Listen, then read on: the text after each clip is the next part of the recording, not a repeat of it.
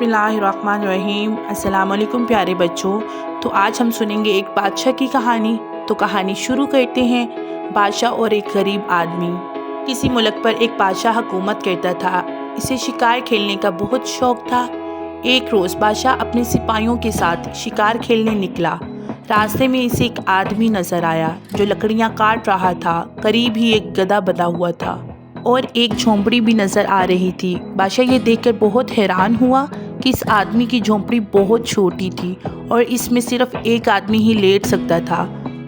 बादशाह कुछ दूर तक गया तो अचानक तेज़ आंधी और तूफान शुरू हो गया।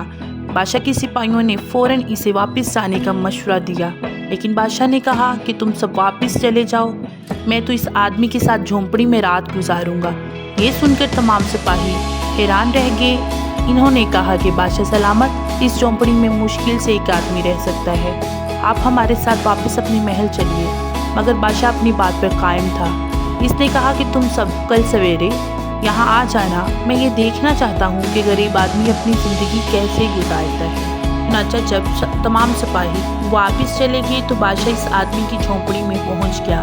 वो आदमी बहुत खुश मिजाज और मेहमान नवाज था।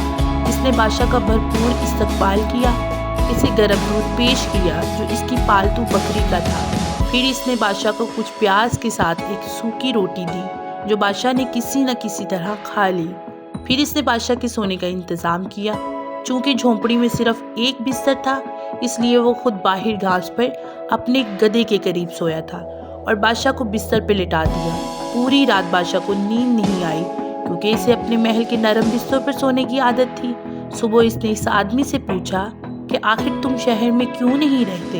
इस आदमी ने कहा कि मैं शहर के किराए बर्दाश्त नहीं कर सकता, इस वजह से इधर रहने पर मजबूर हूँ। बादशाह को ये सुनकर बहुत दुख हुआ। इसने फ़ौरन अपने महल में इसे एक कमरा मुफ्त में देने का हुक्म दिया और शाही खजाने से इसके लिए माहाना वजीफा भी जारी किया। तो आज की स्टोरी आपको कैसी लगी? अगर आपको स्टोरी पसंद आई हो तो इसको लाइक और चैनल को सब्सक्राइब करिएगा। इंशाअल्लाह मिलते हैं नई वीडियो के साथ। अल्लाह हाफिज़।